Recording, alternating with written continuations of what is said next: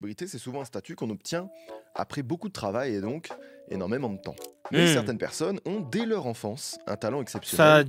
Justin Bieber nous a tellement tout volé. Très tôt dans leur vie. Mozart, par exemple, il maîtrisait le piano et le violon à 5 ans. À 8, il a composé sa première symphonie. Quel connard. Il a connu. Donc quelque part, oui, le concept d'enfant star, ça existe depuis très très longtemps. Michael Jackson, à 7 ans, tout Billie ça, Eilish, putain, il m'a tellement bug. Vanessa Paradis, on ne manque pas d'exemples. Parfois, c'est la chance. Oh, que ou bien Chris, une et pendant que opportunité vous qui permet à aussi. certains enfants de devenir célèbres. Et moi, j'ai voulu comprendre un peu ce phénomène des enfants stars. Et dans notre génération, l'un des exemples les plus parlants, c'est assurément Justin Bieber. Célèbre à 13 ans, Il a idole de tellement toute une tout volé. génération, mais aussi carrément détesté par une bonne partie de la planète. Justin Bieber. Franchement, il était détesté et a raison. Mais il méritait le respect, voilà. Il méritait le respect, mais il était détesté à raison. Bieber est un témoin précieux des dérives auxquelles on fait face si l'on devient célèbre trop jeune.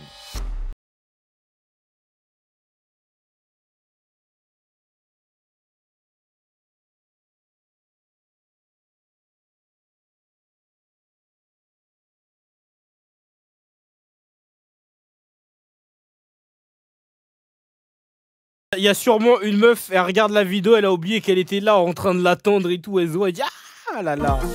Le passé qui rate.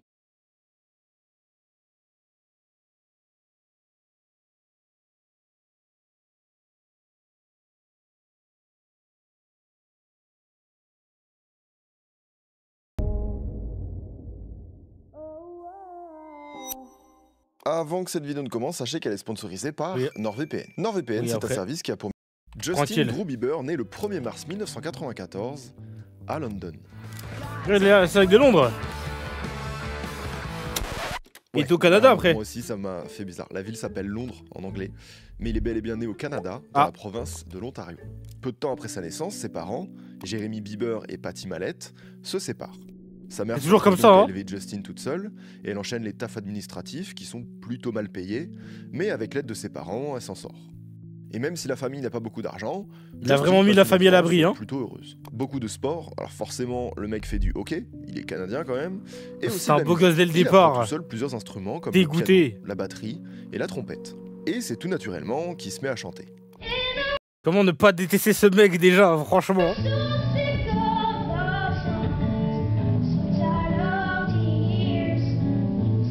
Les darons qui voient le fils plus tard, ah gars, fallait rester avec lui, hein. Cette vidéo, elle date de 2007. Justin a 12 ans et il y interprète Saucig de Nio à l'occasion d'un concours de chant local. Lors de cette compétition, il va terminer à la 2e place. Et sa mère a tout filmé et elle va mettre ça sur internet, sur YouTube, pour les membres de la famille qui n'ont pas pu être présents à l'événement. Histoire très classique d'une maman qui accompagne son fils, voilà. Et courant 2007, elle continue de suivre son fils et d'uploader des vidéos sur sa chaîne YouTube. On le voit notamment jouer dans la rue avec sa guitare où il remporte un certain succès. Et bon, il faut dire que pour son âge, il se débrouille très bien et ça n'a pas échappé à un certain Scooter Braun. Ok, c'est qui lui? Pour la faire simple, c'est un détecteur de talent. En 2008, en fouillant YouTube, il tombe sur une de ses vidéos qu'a upload sa maman et il sent que ce gosse a un vrai potentiel. Il fait des recherches, il trouve l'école de Justin. Vous avez compris? Quand vous faites des trucs, postez-les, vous savez jamais qui va regarder. N'hésitez pas à partager ce que vous faites. Vous savez jamais qui regarde. Même si parfois il y a 3 personnes sur les vidéos, parfois tu sais pas c'est qui les 3 personnes. N'hésitez pas, continuez. Postez du contenu les gars, c'est trop important. Et il appelle en suppliant qu'on lui donne le numéro de sa maman. Oui, avec du recul c'est bizarre, même flippant. N'empêche qu'il arrive à ses fins, il arrive même à convaincre sa mère de venir à Atlanta avec son fils pour qu'il enregistre une démo, et à partir de là, tout va s'enchaîner. Dans le studio d'enregistrement, Justin tombe totalement au hasard sur Usher. Usher est donc là, il écoute Justin chanter, et très vite, il est convaincu qu'il a la dinguerie. Première session studio, ils sont sur Usher, la dinguerie, wesh. Heureusement, la mère a filmé tout, hein. Heureusement. Hein. Usher et Scooter Braun vont alors créer un label juste pour lui. Et c'est d'ailleurs encore le label de Justin Bieber aujourd'hui. Un label dans lequel il est tout seul. Au même moment, Justin commence à se faire un public sur YouTube, où ses vidéos attirent de plus en plus de personnes. Scooter réalise que cette plateforme, encore récente à l'époque, pourrait être essentielle pour sa réussite, et donc il encourage alors Justin à continuer de poster des vidéos. Dites-vous qu'à cette période, Bieber pouvait déjà avoir des clips un peu mieux produits, un meilleur matos, du meilleur son, etc. Et à l'inverse, Scooter, il veut conserver ce côté un peu authentique, il a raison, filmé au caméscope, parce que ça c'est touchant quoi. Et là vous me dites, il a raison, c'est le boss. Ça crée un lien avec ses fans et de leur donner l'impression de découvrir un contenu brut et donc de s'approprier plus facilement l'artiste et la découverte. C'est du marketing, quoi. Il est très fort en marketing, le mec. Hein. On arrive en juillet 2009, date très importante dans la jeune histoire de Justin, car c'est à ce moment-là qu'il sort One Time. Ah, je me souviens pas de ça. Hein. Et a raison. J'imagine même pas les DM à son prime, mais ça devait être terrifiant. C'est à ce moment-là que le monde découvre réellement le jeune artiste. Certes, il avait déjà pas mal d'abonnés sur YouTube, mais il y publiait surtout des reprises. Alors que One Time, c'est son premier single, on va dire sa première création originale. Le single a tous les ingrédients pour réussir, c'est pop, c'est frais, avec juste ce qu'il faut de R&B, le clip il est mignon, etc. Tout est ok, le ciblage est méga large. Résultat, la chanson devient rapidement certifiée platine au Canada. Platine!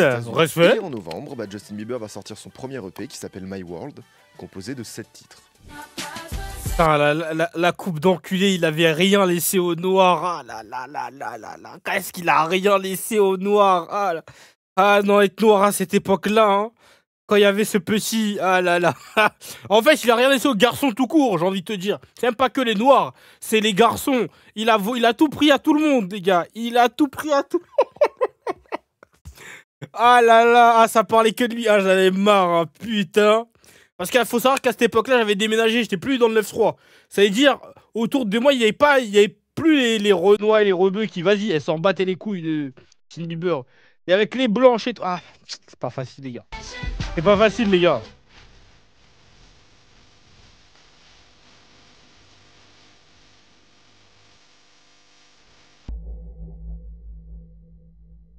Mars 2010, non, pas Justin sort enfin son premier album studio. Non, non, en France, c'est un gamin est fort. Regarde, il avait 15 ans. Après 16 ans, puis il a pété. Hein. Ça change rien. Genre en France, frère, il y a beaucoup de rappeurs qu'on écoutait à l'époque qui ont pété. Ils avaient 16 ans. Hein. Ils avaient 15-16 ans à l'époque. Hein. En plus, c'est faux parce que L2B Gang, ils ont pété, ils avaient 13 ans. Donc, voilà. Donc non, c'est pas une question de truc. Si un mec il est fort, c'est tout, tu vois. Après, forcément, genre, un mec il a 13 ans, il fait du son, il va pas forcer. Genre, il va plus difficilement matrixer les anciens. Mais t'es pas obligé de matrixer les anciens, tu matrixes les jeunes. Après, ta musique, elle devient plus, comment dire, elle devient plus mature. Et à ce moment-là, tu matrixes d'autres gens, tu vois. Donc, non, pas forcément. 2.0.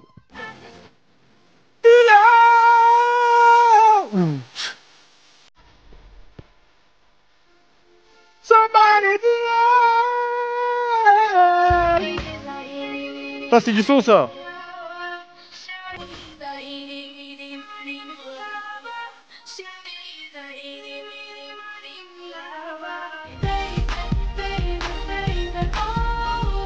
Ah là là, ce son. Oh, qu'est-ce qu'il a fait à nos vies? Ah là là. Ah, qu'est-ce que ce son a fait à nos vies, les gars?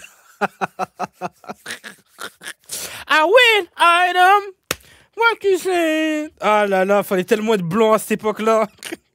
Qu'est-ce que j'aurais donné pour un défrisage, les gars? Ah là là, comment je voulais trop être blond à ce moment-là.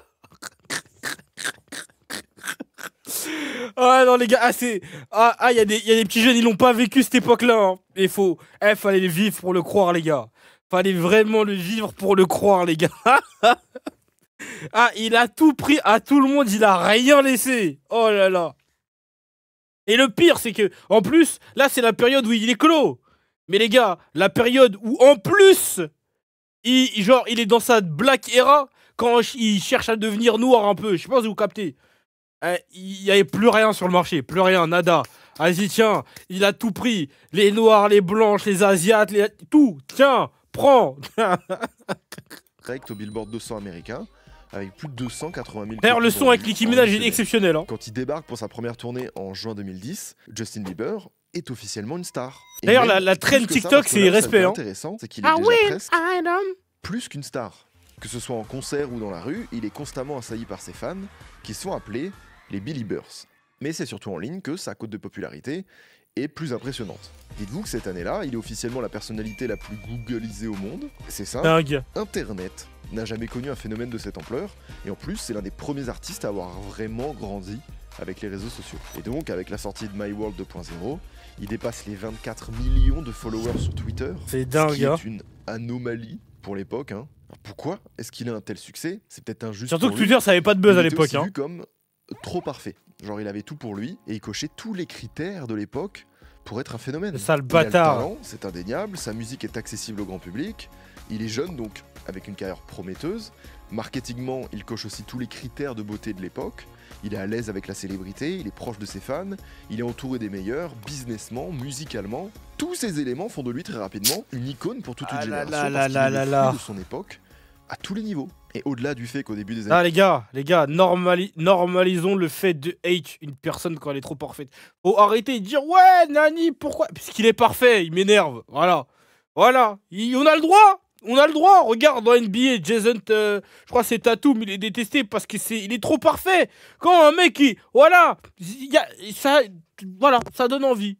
Le mec, il est là, regardez-le, il a un doctorat, il sait jouer du piano, il court très vite, il est très beau, connard. Ouais, on a des vies de merde, et alors, on va pas sucer, on va détester, voilà. Si c'est Bellingham, je le hate pas. Eh si, même lui, il faut hate, voilà, c'est comme ça. C'est la vie, on a des vies de merde, voilà, c'est comme ça. Donc, on va détester. Et même si moi, demain, j'ai une belle vie, si on me déteste, je comprendrai, voilà. Je comprendrai, y a rien, c'est pas grave. On est passé par là. Contre Jalen Brown, non, Jalen Brown, il est pas hate. En vrai, c'est Tatum, il est hate parce qu'il veut tout faire parfaitement, si je dis pas de bêtises. C'est totalement impossible d'échapper à ses chansons. Il a aussi une influence culturelle qui est vraiment énorme, jusqu'à donner un nom à une coupe de cheveux. Pas Justin, on va pas déterrer le passé, mais vous voyez très bien de quoi je parle. Et surtout à quel point tout le monde avait cette coupe. À cette période, c'est vraiment la belle vie pour Justin, mais vous me voyez venir, être une pop star c'est bien, mais ça comporte aussi d'autres aspects. Bieber bashing. Bon, je sais qu'on l'a déjà écouté, mais il est important de revenir sur ce son. Sliké de tous les temps. Alors, je comprends qu'on puisse ne pas aimer la chanson, mais on est en droit de se demander pourquoi celle-là. On parle de plus d'1 million de pouces rouges. Pour comparer avec le YouTube français de cette période, le seul clip à avoir atteint le million de vues, c'était Fouta Cagoule de Fatal Bazooka, et aucune chaîne YouTube française n'avait atteint le million d'abonnés. Fouta Cagoule, Fouta Cagoule. Aujourd'hui, en 2017, c'est encore la 4e vidéo ça c'est du son, ça. De tous les temps. Et oh, il y a Drake. Pour comprendre la raison de tout ça, je pense qu'il faut comprendre que Drake, c'était bien plus qu'une simple chanson, c'était aussi un symbole. Les gens ne mettent pas un pouce rouge à cause de la chanson, mais c'est à cause de Justin lui-même. Ouais, c'est de la hate. Un phénomène qui apparaît presque en même temps que sa carrière, le Bieber bashing, autrement dit le fait de détester Justin Bieber. Alors, ça va prendre plusieurs formes, critiquer son look, son physique, sa voix, sa manière de parler, sa musique, ses clips. Et parmi le pire de ce qu'il pouvait faire, The niggas be hating for no reason. Ah, he eat apple. Il mange une pomme.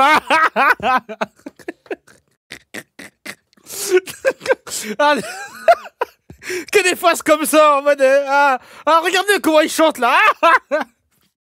Il chante trop bien. Un d'entre eux était assez débile pour se filmer en critiquant Justin Bieber. Bon, par pitié, je passe le refrain, hein, désolé. J'espère que vous comprendrez que... Aïe. C'est bébé Seb. Je jure, même lui était dans la hate. Dites-vous qu'à cette époque, c'est là où moi je commence à faire des analyses sur YouTube, et j'ai commencé avec Baby de Justin Bieber. Et c'est intéressant d'analyser avec du recul les raisons. Alors certes, j'étais jeune, j'avais pas mué. Mais à cette époque, j'ai vraiment fait ça parce que c'était le clip le plus vu, et que je me suis dit moi aussi je veux des vues, et j'ai suivi un mouvement un peu comme un mouton. Et vous savez quoi? C'est assez révélateur. Je trouve que c'est assez parlant, et que le moi enfant, en agissant comme ça, incarne certainement l'état d'esprit de beaucoup de gens à cette époque. Justin, toujours enfant je le rappelle, a été énormément parodié. Comme pas mal de célébrités, il a eu droit à son personnage dans South Park. Sur internet, il est mis en scène dans tout un tas de situations. Parfois c'est juste ridicule et pas trop méchant. Et parfois, par contre, ça donne des trucs un peu comme ça. Wesh. Wow. Ah, quand même. Il y a vraiment une scène où son personnage se fait tuer. Et ça, vous vous en doutez, ça a été viral. Et ça a pas aidé. Là où ça devient chaud, c'est que Justin Bieber est aussi la cible d'innombrables commentaires haineux et qu'il reçoit régulièrement des menaces de mort. Certains groupes sur internet coordonnent carrément des actions anti-Bieber, comme le hashtag #BoldForBieber.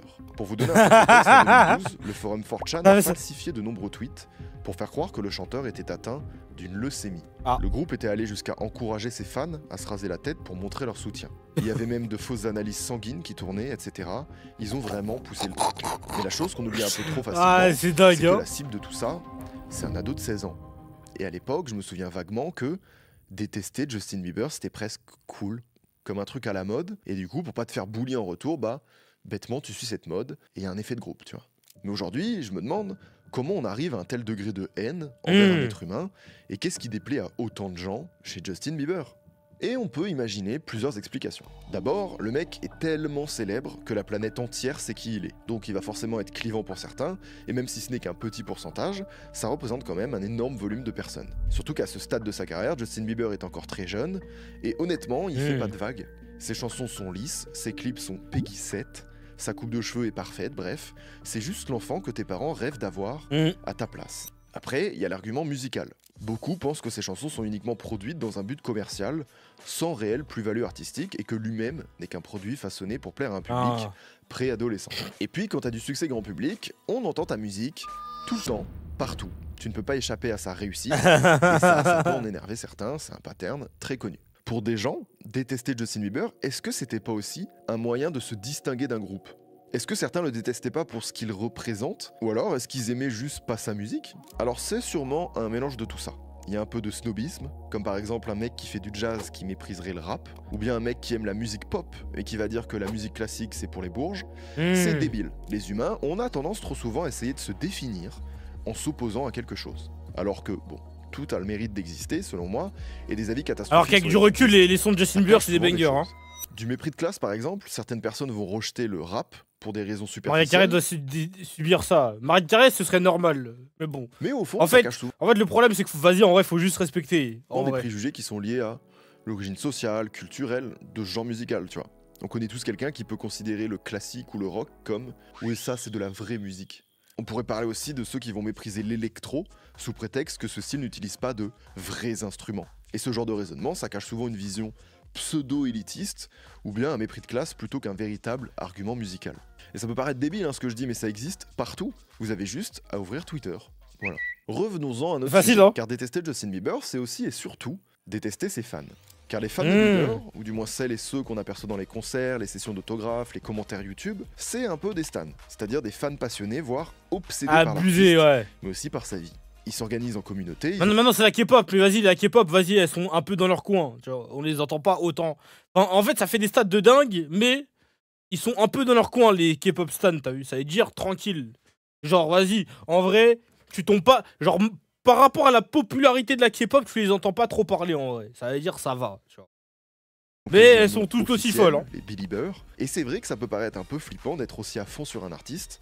Et c'est ça qui est clivant. Plus ses fans sont nombreux et engagés, plus il y aura de haters en réaction pour les détester et donc détester l'artiste. Et c'est pas nouveau, c'était pareil avec Elvis Presley, avec les Beatles, avec la plupart des boys bands, et aujourd'hui, c'est un peu ce qui se passe avec certains groupes de K-pop.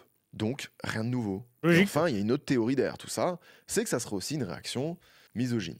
Je m'explique. Le personnage de Justin Bieber a pratiquement entièrement été façonné pour plaire à un public majoritairement féminin. C'est ce que l'industrie attendait de lui. Et logiquement, la fanbase du jeune chanteur est en grande partie composée de jeunes filles. On a tous et toutes en tête les images de ses concerts avec ses fans. Et bah ces fans en particulier étaient vraiment mal vus par une partie de la population, souvent masculine. C'est des stats. C'est ce qu'explique la journaliste Alicia Johnson dans un article. Que la société considère souvent ses fans comme des obsédés, des hystériques, alors qu'en parallèle, les médias nourrissent à fond ce truc-là et font tout pour montrer à tout prix des images d'elle quand il faut traiter le sujet. Je la cite, « Quand une fille est fan de quelqu'un, on dit qu'elle est folle, et quand c'est un garçon, on dit qu'il est passionné. » Le Justin Bieber des premières années a tout de suite été associé à cette image de chanteur pour filles, mais je pense qu'une partie de la haine qu'il a reçue pourrait venir aussi des gens qui détestaient ses fans, et en particulier ses fans féminines, pour les raisons qu'on a citées. Et pensez-y encore aujourd'hui, c'est un truc enfoui pour pas mal de haters, mais ça existait il y a plus de 60 ans déjà, et c'est dur de pas y voir le même pattern que ceux qui vont détester la K-pop aujourd'hui par exemple. Dites-moi ce que vous en pensez, c'est un débat ouvert, mais c'est intéressant. Bon, ça pourrait faire l'objet d'une vidéo entière, hein. On pourra en reparler, je vous propose de continuer sur la vie de Bieber, car elle est loin de devenir tranquille, on va dire que c'est qu'une étape. En marge de Baby et de ses millions de dislikes, la carrière de Bieber continue.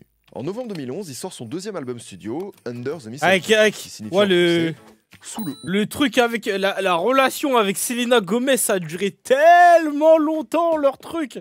En mode, en plus, ses fans étaient impliqués en mode, ah, mais. Jusqu'à il y a quelques années, hein. Oh, regardez, il aime pas Hailey Bieber, ça se voit, il est plus heureux avec Selena, etc. Genre, du parasocial de baiser. Genre, vraiment, ça a duré tellement longtemps ce truc, waouh. Et du coup, vous l'aurez compris, c'est un album de Noël. Le disque est un succès commercial et intègre directement le top 1 du classement. La folie, vraiment, c'est terrible. Plus tard, en mars 2012, il enchaîne avec un nouveau disque, Believe.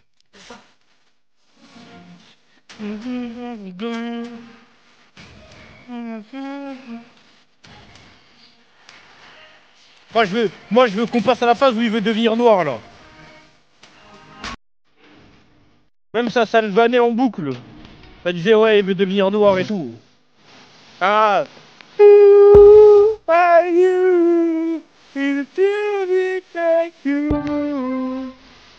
Ah, c'est du banger, ça. D'ailleurs, respect le couplet d'Nicki Minaj, hein.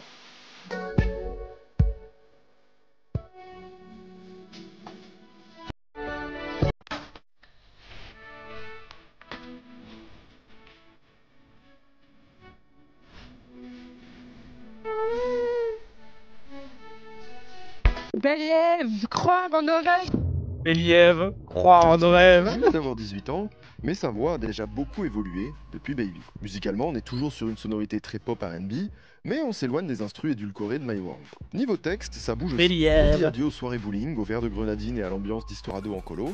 On passe à des thèmes et à une imagerie beaucoup plus crue, avec des références carrément explicites à la drogue ou à la sexualité. Plus que sa voix ou ses textes, un sacré Nicki Minaj, hein, qui a changé. Maintenant, il a des boucles d'oreilles, des tatouages, et il pousse un peu à la salle. L'enfant des premiers singles a disparu pour laisser place à un jeune adulte. Il faut savoir qu'à ce moment-là, Justin a aussi une petite amie, Selena Gomez. Selena est actrice et chanteuse, et comme Justin Bieber, elle a commencé à travailler très jeune dans son milieu. Alors, petite anecdote, vous vous souvenez de Scooter Brown, le manager de Bieber? Eh bien, c'est aussi lui qui a mis en relation Justin et Selena. Comment? Eh bien, il a appelé la mère de Selena, qui était sa manageuse, pour lui proposer un rendez-vous avec Justin. Bon, en vrai, dans ce milieu, c'est des pratiques qui sont assez courantes. Ta vie, ton monde, ton taf, c'est d'être célèbre. Donc forcément, tes potes, c'est d'autres célébrités. Et si tu veux les contacter au début, eh ben, tu passes par leur agent. Sauf que son agent, c'était sa mère, quoi. Mais ça fonctionne. Justin et Selena se rapprochent et officialisent leur relation en 2011. Le couple plaît beaucoup aux médias et aux fans, et il leur donne le surnom de Jelena. En septembre 2011, Justin privatise un stade entier pour sa copine avec au programme dîner aux chandelles et un petit visionnage de Titanic. Et juste après, il va tweeter « Romance isn't dead ». Perso, quand j'avais 18 ans... Frère, le dérégleur... C'est mal, le dérégleur de merde, privatiser un stade. Putain, les gars, si... Franchement, moi, je respecte. Franchement, je respecte. C'est un dérégleur, mais je respecte. Franchement, si j'avais de l'argent dans ma vie... Hein. Ah là là. Si j'avais de l'argent, du vrai argent... On faisait pas de date, nous, en fait. Bieber emprunte un style un peu plus rap, lunettes noires, chaîne en or, casquette à l'envers. Ouais, quand il veut... Ça, c'est quand il voulait être noir, ça. Justin Bieber a toujours eu des affinités avec le rap, le R&B. Et puis le mec grandit, quoi. Il change, il s'affirme. Et même d'un point de vue marketing, son image ne peut pas rester éternellement celle d'un gamin de 15 ans qui est tout propre sur lui. Cette même période marque aussi la première séparation avec Selena Gomez. Ah là là. Entre-temps, Justin fréquente un certain nombre de petites amies et vous vous en doutez, sa vie amoureuse est scrupuleusement documentée par tous les médias. C'est un enfer. Et j'aimerais bien m'arrêter 2 secondes sur ça. On l'a vu, Justin Bieber à ce moment-là, c'est un des mecs les plus googlisés au monde. Dites-vous que Bieber avait tellement d'influence à cette époque que Instagram, c'est un peu grâce à lui, parce qu'il était à l'origine du premier gros mouvement massif d'utilisateurs sur l'application, selon son fondateur. Il est filmé en permanence, dans la rue, au restaurant, partout où il va, il est suivi par des paparazzis. Sa vie privée est donc inexistante, et le pire c'est que chacune des personnes qu'il va fréquenter va subir la même chose que lui. Si on prend par exemple sa relation avec Selena Gomez, une partie des fans de Bieber se sont mis à la détester par jalousie. Sauf qu'en plus, c'est la honte, hein. Ah, c'est trop la honte. C'est trop la honte.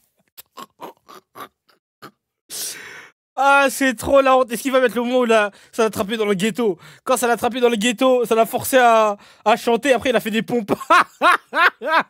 Ah, la vidéo est trop marrante. C'était à ce moment-là quand il voulait devenir noir, là. Vous la connaissez pas? Attends, putain, je crois que je peux la retrouver. Je peux la retrouver assez facilement en plus, je pense. Car la vidéo elle est tellement all time. Bieber in the hood. Théma, regarde. Ah, la vidéo de malade. Ah non, Justin Bieber quand il voulait être noir, les gars. Hein. C'était rasé, tout ça. Ah, c'est le boss, hein. Mais ouais, gros, validé par la street. C'est moi comment il a l'air arraché et tout. Arrête, elle a donné un petit concert et tout. Regarde, t'es mort. Les gars, ça. La vidéo, elle avait trop. T'es pas le white boy entouré de. Dans les foyers américains.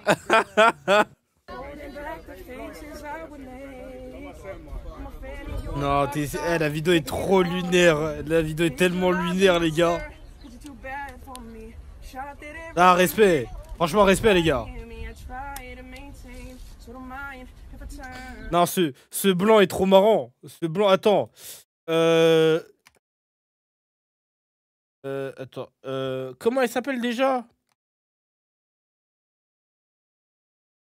Emma, ça faisait des mêmes ça comme. Attends, hop. Ah les gars, à un moment, ce mec voulait tellement être noir, les gars. D'ailleurs, shout out to What and Out.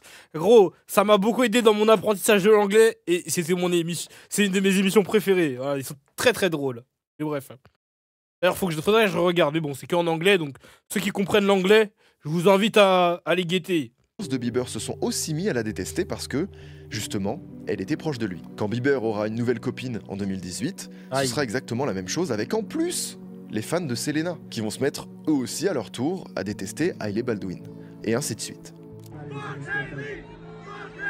Et c'est dingue, hein. Mais les gens sont matrixés, hein. C'est comme si le fait de fréquenter Justin Bieber, c'était une sorte de gangrène qui propage à chaque fois une vague de harcèlement et de haine. Mais quel effet ça peut faire tout ça quand tu as 16, 17, 18 ans? Attention, je dis pas que quand tu as 30 ou 40 ans, ça doit être super cool d'être stocké en permanence. Mais quand tu es si jeune et que tu es en train de te construire, tu as encore plus besoin d'avoir une vie privée, une vie amoureuse, un peu plus secrète. Mais non, impossible quand tu es l'un des artistes les plus médiatiques de la planète. Plus récemment, ça a été la même chose avec Billie Eilish. Alors, c'est difficile à dire si c'est à cause de cette intrusion permanente dans sa vie privée ou d'autres choses, mais en 2013, Justin Bieber va commencer à déraper. Aïe. Bon, au début, niveau dérapage, c'est des trucs fait du sale, un peu anecdotiques. Par exemple, à Londres, il est aperçu sur des photos portant un masque à gaz. Pourquoi pas, bon. En mars 2013, il abandonne son singe de compagnie à un aéroport en Allemagne parce qu'il ne s'est pas occupé des papiers administratifs. Aïe. Déjà plus problématique comme move. En juillet de cette même année, il est filmé en train d'uriner dans un seau à serpillière, puis il crie... Ok. Tiens, c'est cadeau, Bill, ça régale. Bon, alors si ça se limitait à ces 2-3 dérapages, ce serait ok. Alors je dis pas que c'est normal ou acceptable de faire pipi dans un seau en public, mais on pourrait se dire que... les gars, c'est encore un ado, il est filmé en permanence, du coup il peut rien faire sans que toute la planète soit au courant, donc on lui accorderait presque le bénéfice du doute, tu vois. Sauf qu'entre 2013 et 2014, des sorties de route, il n'y en a pas que 3. En fait, elles sont juste innombrables. Excès de vitesse, conduite en état d'ivresse, tag dans la rue, une fâcheuse tendance à se balader torse nu dans les lieux publics. En novembre 2014, Bieber devrait payer une amende pour avoir balancé des œufs sur la maison de son voisin. Hey, you asshole! Allez. Alors, Justin essaie tant bien que mal de s'excuser sur les réseaux sociaux. En 2013, il envoie même un tweet à l'ancien président Bill Clinton, qui finit par lui pardonner. Mais avec un nouveau dérapage chaque semaine ou presque, ses excuses deviennent de moins en moins crédibles. À force de multiplier les bourdes, Justin finit immanquablement par se faire arrêter par la police début 2014. Le jeune chanteur est au volant de sa Lamborghini et il fait la course au calme avec un de ses potes dans la rue de Miami. Quand la police l'arrête, il résiste, puis insulte les policiers. Plus tard, les contrôles révéleront qu'il était sous emprise de l'alcool, du cannabis et de plusieurs anxiolytiques. Ah les gars... Si ça avait été Young Thug, Gucci Mane, Quavo, Soulja Boy, Lil Uzi Vert, Playboy Cartier... Ah les gars. Ah non, si ça avait été Gunna les gars. Ah là là là là, sacré Justin, hein. Ah, sacré Justin. La balle serait allée à une vitesse, hein, gars. Un noir en plus, avec des chaînes en or et tout. Plus riche que moi. Wesh, viens par là, viens par là. Ah là là, ça serait allé très vite, hein. Truly humble God. Masterclass de l'avocat. Hein. Ah oui, et aussi du fait qu'il a pas son permis en fait. Comment ça? Justin ne rentre qu'une petite heure en garde à vue, mais ça a donné les mugshots les plus célèbres des années 2010. Bon, alors que le mugshot de futur, hein, merci Krakito. Mais je sais quand même que vous êtes nombreuses, donc tout est possible. Et bah c'est souvent ces images qu'on retient de lui aujourd'hui. Sa période, sale gosse entre guillemets. Avant, quand il était encore un ado modèle, on comprenait pas vraiment pourquoi il avait autant de haters. Mais en 2014, c'est carrément devenu difficile d'apprécier Justin Bieber, tant son image publique s'est tout simplement cassé la gueule. En mars 2014, le magazine Rolling Stone lui consacre même une couverture avec cette seule inscription « Bad Boy ». Niveau musique, ces années sont pas non plus folles pour Bieber. Alors bon, attention, c'est pas non plus des années creuses non plus. Il est en pleine tournée mondiale suite à son album Believe, il fait des feats à droite à gauche et il va même sortir une compile, Journals. Mais les sons qu'il produit à cette époque ne rencontrent pas autant de succès que les précédents, et surtout, pas de 4e album en vue. Dans une interview accordée à une radio de Los Angeles, il annonce même vouloir arrêter la musique pour se consacrer au golf. I'm quitting music. You just quitting music. Are you getting into acting? So I'm quitting everything. you quitting the business. I'm quitting. I'm gonna go golf. You're gonna go golf. Do you think you could live a normal life? Hell nah. No, I'm just messing around, man. Oh, we Et plusieurs interviews de ce type vont susciter des interrogations chez ses fans. Certains supposant qu'il est de plus en plus fréquemment dans un état étrange, et on apprendra un peu plus tard qu'à cette période, la majorité de ses apparitions dans les médias se faisait quand il était sous l'emprise de drogue ou bien de médicaments. Il multiplie les pétages de plomb, sa carrière en pâtit. On a le droit de se dire, comment est-ce qu'il en est arrivé là? Et là, on en vient au sujet principal. Est-ce que Bieber n'est pas devenu simplement célèbre, trop jeune? Alors, si on y pense, la majorité des enfants stars ont une trajectoire de carrière assez similaire. Ils sont repérés très jeunes pour leur talent artistique, ils connaissent une ascension fulgurante en devenant des stars planétaires, et puis une fois adultes, leur carrière stagne, ils sombent dans la drogue et ils pètent totalement un câble. En soi, pour l'instant, ça colle pas mal avec l'histoire de Bieber à ce stade.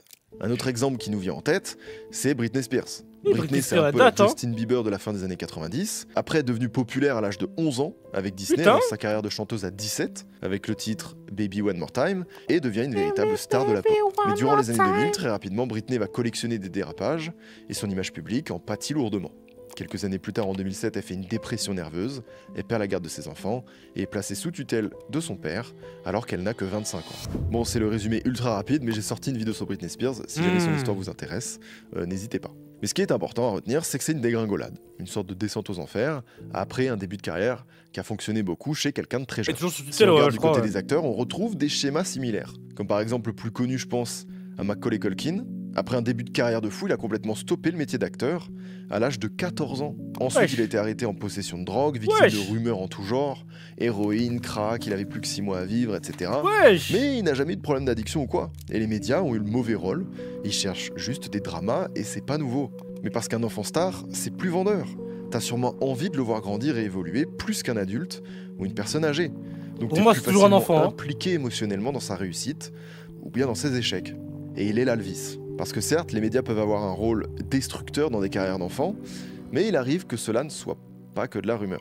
Drew Barrymore, après avoir tourné dans une publicité à l'âge de 11 ans, oui, Drew a incarné le rôle de Gertie, la petite fille dans E.T. Elle a alors 6 ans, et on le sait, le film devient rapidement un succès dans le monde entier. Mais par la suite, sa vie est juste devenue un cauchemar. Dès l'âge de 8 ans, elle fréquente des boîtes de nuit, et elle commence à consommer de la cocaïne. Là, vas-y. Mais où sont les parents, wesh? Comment ça, 8 ans, wesh? Tu fais du prendre de la cocaïne, tu vas en boîte, wesh. Wesh, le videur, il dit rien en plus. Zama sortie parentale, c'est ça? Ok, non, les gars. Ah non, les blancs ils sont trop marrants des fois. Oh non, comment ça déjà dans des boîtes de nuit et tout à 8 ans? T'es marre, ouais, je sors avec des adultes et tout. De l'autre côté du bar, il y a Melchior et Koumou en train d'essayer de générer des darons. De l'autre côté, il y a une gamine de 8 ans dans le carré VIP. En plus, wesh, s'il te plaît. Quand même, wesh, c'est bon, doucement quand même. De la cocaïne à 8 ans. La petite fille de E.T. À 13 ans, elle fait sa première cure de désintox. Et à 14, elle tente de mettre fin à ses jours. Voilà. Wow. Et ça, c'est pas de la rumeur. Ça se manifeste pas toujours exactement de la même manière, mais on retrouve toujours le même schéma chez les enfants stars. Un début de carrière réussi, puis des problèmes avec la famille, avec la drogue, l'alcool, la dépression. Et c'est pas un secret, et c'est pas non plus un phénomène récent.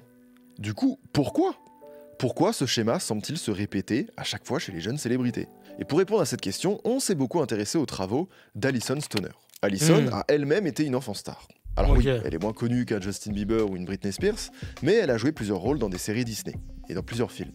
Mais ce qui nous intéresse ici, nous, c'est son podcast, Dear Hollywood. À travers son expérience personnelle et après avoir mené une série d'entretiens avec d'autres célébrités, elle a créé une émission pour parler du phénomène de l'enfant star. Pour comprendre ce qui cloche, dénoncer les problèmes du système et aussi imaginer des solutions.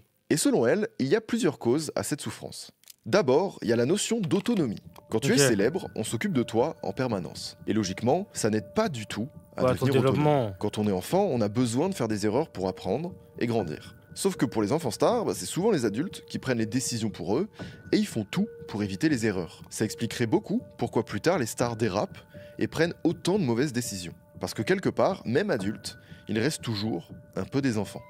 Alyson Stoner, elle confie que quand elle a arrêté sa carrière, elle avait du mal à mener une vie d'adulte normale, à prendre soin d'elle, mais même de manière basique, genre se brosser les dents, s'habiller. Tout ça parce que durant son enfance de star, des gens s'occupaient de ça pour elle.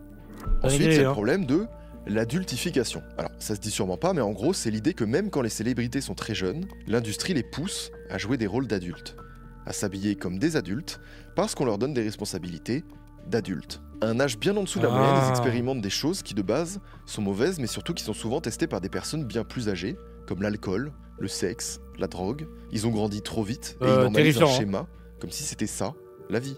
Terrifiant. On peut facilement imaginer qu'ils manquent juste de repères, ils ont moins la notion des limites, et ils peuvent se sentir tout puissants avec tout ce qui leur arrive. Si on en revient à Bieber, sacré flash, hein. Dès ses premiers clips, il jouait un rôle plutôt adulte, celui du séducteur, du lover, tout ça alors qu'il était encore très jeune. Les gens se permettaient tout avec lui, et c'est flagrant aujourd'hui. Would you rather have to be naked on stage during one full song, or drink a cup of blended worms? Answer Justin Bieber. Bizarre, hein? I have like little girl fans. I can't go. Okay, imagine that. Lors de cette interview, on voit très bien à quel point il n'est pas du tout à l'aise. Et ça se comprend. Eh bien, sachez que cette séquence, c'est juste un exemple. Tellement choquant en vrai. Ça a pu aller jusqu'à carrément dépasser certaines limites. Alors certes, c'est Bieber, mais c'est avant tout un enfant. Wesh. I feel violated right now. Bah oui. Oui, c'est pitié. Le pire, c'est que tout ça a été banalisé. Et on voit bien que Bieber, il est choqué ou mal à l'aise à chaque fois. Et que les gens, juste riaient et ils s'en amusaient. Et c'est pas très drôle de mettre mal à l'aise quelqu'un.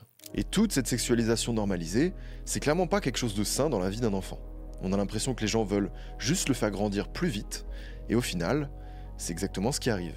Avec sa vie et le regard que les autres posent sur lui, il n'a tout simplement pas le temps de faire des trucs d'enfant, quoi. Explorer, prendre le temps de comprendre ce qu'il aime. Non, il doit directement entrer dans une case, remplir un objectif, satisfaire des critères, et c'est super violent. Alyson Stoner parle aussi de la culture de dire oui dans le milieu des enfants stars. L'idée, c'est que tu dois multiplier les castings, les auditions, les opportunités, parce que tu sais jamais quand tu vas être repéré, décrocher le rôle de ta vie et celui qui va peut-être te faire percer. Et du coup, ça crée des situations qui peuvent juste devenir totalement abusives, car tu n'oses rien refuser. T'es jeune, t'es plein d'ambition, mais peut-être que les adultes vont essayer de s'en servir pour créer une emprise. Et c'est ce qui donne malheureusement lieu à de nombreux abus émotionnels, voire c'est moins tabou en même temps. sexuels. Mais Dieu merci. Plus récemment, ça fait évidemment écho à l'affaire P. Diddy, où Bieber est souvent cité comme étant possiblement victime du trafic sexuel pour lequel il est accusé. Si on voulait résumer tous ces points, je dirais qu'en fait, bien souvent, les enfants stars n'ont pas d'enfance, quoi. Au lieu d'aller à l'école, de jouer avec leurs amis, ils travaillent, on leur demande d'être des adultes trop tôt. Tout ça n'est pas sain, et ça crée tous ces foutus problèmes, quoi. Mais il y a quand même des enfants stars qui s'en sortent et qui arrivent à mener des vies équilibrées et heureuses tout en continuant d'exercer leur passion une fois adultes. Et c'est quasiment toujours parce qu'ils ont reçu des adultes le soutien dont ils avaient besoin, qu'ils ont eu la chance de tomber sur des bonnes équipes ou d'avoir des parents qui étaient là pour eux. Peu importe l'intention des parents, une situation où l'enfant devient la personne qui gagne le plus d'argent dans la famille, c'est évidemment pas sain et ça donne à l'enfant une responsabilité qu'il n'a pas à avoir. Ouais. Du coup, Alyson Stoner s'interroge aussi sur ce qu'on devrait mettre en place pour arrêter le massacre des enfants stars. Et il y a 2 solutions qui ressortent. La première, c'est de mettre à la disposition des enfants un ou une psychologue, quelqu'un de confiance, mais surtout qui n'est ni payé par la famille, ni par un label, ni par un studio. Et quelqu'un qui n'a que en tête le bien-être de l'enfant, et donc aucun intérêt financier en retour. Eh oui, je sais, c'est compliqué, surtout dans les industries qui brassent comme ça des milliards. C'est un peu utopique, mais c'est ce qu'elle propose. Et vous savez quoi, quand on y pense un peu, c'est juste logique, hein. La deuxième solution est moins concrète, elle est plus globale. Tout ce qu'on a dit sur les enfants stars, on pourrait l'appliquer au sport de haut niveau, ou même à des enfants dans des familles où il faut constamment avoir des bonnes notes à l'école, être bon en sport, etc. L'idée, c'est d'imaginer une société où l'enfant n'est plus uniquement jugé sur ses performances, sur ce qu'il produit, mais sur lui-même et sur comment il se construit. C'est un poil bisounours, je l'entends, mais c'est une réflexion sur comment on traite les enfants en général, la pression qu'on leur met, etc. N'hésitez pas à checker le podcast d'Alyson si vous voulez creuser le sujet, je vous mets un petit lien en description. Voilà, c'est pas une sponsor, c'est vraiment cool. Maintenant, on va reprendre le cours de la carrière de Justin Bieber parce que oui, il a clairement pris cher pendant sa jeunesse, mais sa vie, sa carrière, etc. Ça ne va s'est en pas vrai, arrêté maman. en 2014. On est fin 2014, Justin décide qu'il ne peut plus continuer comme ça et qu'il doit affronter ses problèmes d'addiction. Il demande de l'aide à un ami pasteur dans le New Jersey et pendant plusieurs semaines, il vit chez lui. Il passe son temps à jouer au basket, au hockey et surtout à se recentrer sur sa foi chrétienne. Ce séjour, c'est un peu sa cure de désintox. C'est la première fois depuis ses 13 ans et donc depuis ses débuts dans l'industrie musicale qu'il s'offre une pause. Et ça lui réussit. Selon une interview qu'il a donnée au magazine Vogue, en 2015, il consomme plus de drogue, il a diminué drastiquement l'alcool, et sa pause lui a fait le plus grand des biens. Sur le plan artistique, tout va repartir également. Début 2015, il pose sa voix sur un titre produit par Jack U, le collectif constitué de Skrillex et Diplo. Ça s'appelle Where Are You Now? Et franchement, ça tue. Ah oui, c'est celui-là.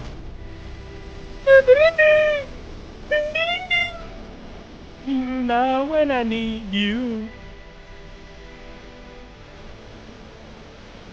Il a quel âge là maintenant, Justin Bieber? La chanson est un énorme succès commercial, et pour la première fois depuis 2012, Justin Bieber 31 ça va, ouais. le top 10 du classement Billboard. Musicalement, Where Are You Now est une chanson triste qui parle d'une rupture, et la voix de Bieber transmet parfaitement toute l'émotion qui est liée à ce thème. L'association avec 2 monstres de l'électro comme Skrillex et Diplo, ça donne également une légitimité à Justin Bieber qui jusque-là avait du succès. Il est fort quand même, il est fort. Resté cantonné à un statut pop star pour ado, statut qui est en partie responsable aussi de tous les troubles qu'il a pu avoir. Ce son marque donc le début d'un renouveau dans sa carrière. Et d'une certaine manière, c'est pour lui un passage vers un style musical plus mûr comme un passage à l'âge adulte. Tu vois ce que je veux dire? En novembre 2015, Justin sort un nouvel album studio intitulé Purpose, et bien que chaque chanson ait son propre style, l'ensemble suit la même direction que Where Are You Now, avec des tonalités très électro, une voix plus posée.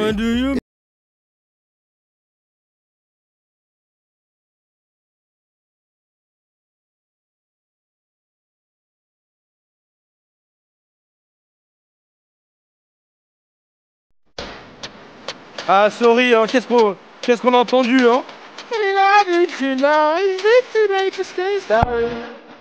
Il est quand même revenu, hein. Ce mec c'est y faire, hein. Ah celui-là aussi, hein. Non, ce bâtard est fort, hein. Non, faut le dire les gars, ce mec est très fort, hein. Ce mec est très fort, hein. Purpose est un album hautement symbolique pour Justin. C'est pour lui l'album de la remise en question et surtout de la rédemption. Il est vraiment très fort. Justin va s'excuser, tout d'abord auprès de son public, pour son comportement problématique des dernières années, que chacun peut interpréter à sa manière. Ce changement dans les textes et dans le son s'accompagne également d'un nouveau changement de look, et ses fans de toujours sont séduits par cette nouvelle image qu'il propose.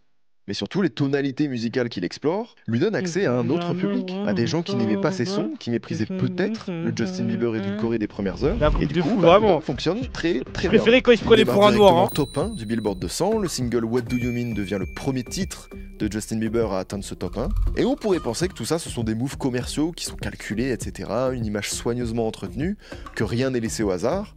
Alors oui, sûrement à ce niveau, mais après une carrière en tant qu'enfant star avec des chansons très teen pop, puis de nombreux problèmes de drogue ou de vie privée, Justin Bieber est parvenu à se réinventer.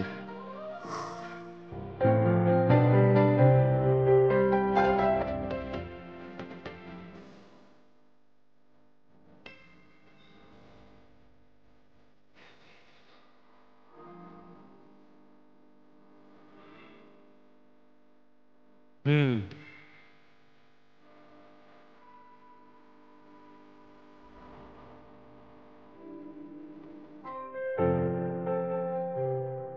drama, eh bien, il a grandi et donc il s'est assagi. Sa relation avec Selena Gomez continue à faire le yo-yo jusqu'en 2018, où le couple va se séparer définitivement. Et en septembre de la même année, il va épouser la mannequin Hailey Baldwin. Et aujourd'hui, ils ont eu un enfant. Bon, c'est vrai que j'ai dit que Bieber semblait s'assagir, mais c'est pas vraiment le cas. Au festival Coachella de 2025, il a de nouveau montré un comportement qui était inquiétant, où il paraissait encore sous l'emprise de substances. Ah là là là là. Ces vidéos n'ont pas tardé à relancer des rumeurs, parlant d'une éventuelle tu t'enfermes dans une cage avec Didi sans caméra, sans rien, jamais hein. Chute dans ses addictions, l'argent ou ne vaut pas déplacé, voire ne vaut inacceptable qu'il aurait eu envers sa femme. Aïe. Pour en revenir à Après, sa j'avoue, avec sa femme. Après, malheureusement, je peux comprendre les parasociaux. Genre, le peu d'images qui sortaient avec Hailey, on dirait il la détestait et tout. Genre, il voulait pas être avec elle. Il y a un moment où il part devant. Elle doit sortir toute seule. Il s'en bat les couilles. Vas-y. Genre, vas-y. Il a rien fait. Tu vois, ça se voit à un moment, il est arrivé au moment de la relation où, vas-y, il la déteste un peu. Tu vois, c'est bizarre en tout cas. Ça veut dire, en vrai, tu peux pas non plus trop en vouloir aux parasociaux. Parce que, vas-y, les seules images sortaient, c'était vraiment inquiétantes, en vrai, tu vois. Même si, moi, je suis de l'ordre du... Faut pas s'immiscer dans la vie des gens. Mais il y a des fois où, vas-y, tu sens qu'il y a des gens, ils ont besoin d'aide, parfois, tu vois. Après Purpose, Changes en 2020, Justice en 2021, et enfin Swag et Swag 2 en 2025. Globalement, ces 4 albums ont reçu des critiques plutôt mitigées, mais ont quand même plutôt bien marché sur le plan commercial, sauf pour le dernier où ça vient de sortir à l'heure où je tourne cette vidéo. Ah oui, et au fait, vous vous souvenez en début de vidéo, je vous parlais de Billie Eilish. En 2012, la petite Billie, qui avait 11 ans, elle était tellement fan de Justin que ses parents ont failli l'envoyer en thérapie à cause de ça. Et puis, Billie est devenue... C'était juste une white girl normale, j'ai envie de te dire. C'était juste une white girl normale, les gars. Elle était juste matrixée, mais tu peux pas lui en vouloir, tu vois. C'est comme ça, c'était juste une blanche, les gars. Son tour célèbre, très jeune, à l'âge de 14 ans. Comme Bieber, elle a dû gérer la surexposition médiatique et les problèmes liés à l'industrie de la musique. Tout ça dans le corps d'un enfant. Et les deux stars ont collaboré et sont même devenus amis. It was a great moment when you came face to face with Billie Eilish, who, in her own way, dealing with this very, very public explosion of success and of attention. It was so quick. Yeah. What was going through your mind when you saw that kind of reaction? It was hard for me being that young and being in the industry and not knowing where to turn and everyone, you know, telling me they love me and you know, faites pas les parasociaux, turn their back on you in a second. So if she ever needs me, I'm gonna be here for her. But yeah, just protecting those moments because people take for granted encounters and il a quand même des trucs qu'il a très mal vécu quand même. I don't want her to go through anything I went through. I don't wish that upon anybody. Yeah, if she ever needs me, I'm just a call away.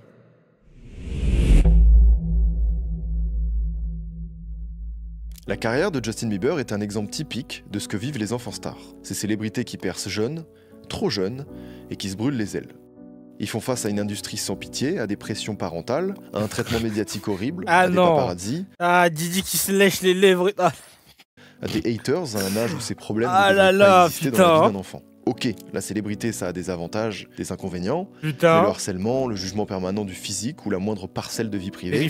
Ce sont des comportements qu'on ne devrait pas normaliser.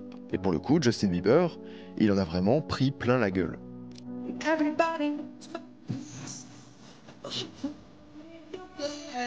Il a vécu le Truman Show, hein.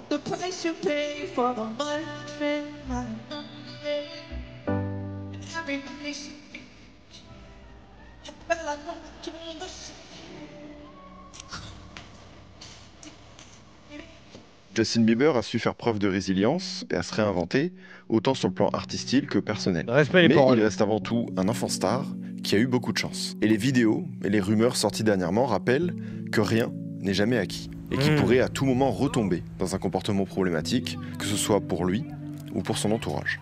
Si vous voulez des exemples tragiques sur des enfants stars, je vous conseille la série Quiet on Set, qui explore les coulisses de la chaîne américaine Nickelodeon entre les années 90 et 2000. Mais accrochez-vous, c'est loin d'être une série comique. How safe can any kids be in that environment?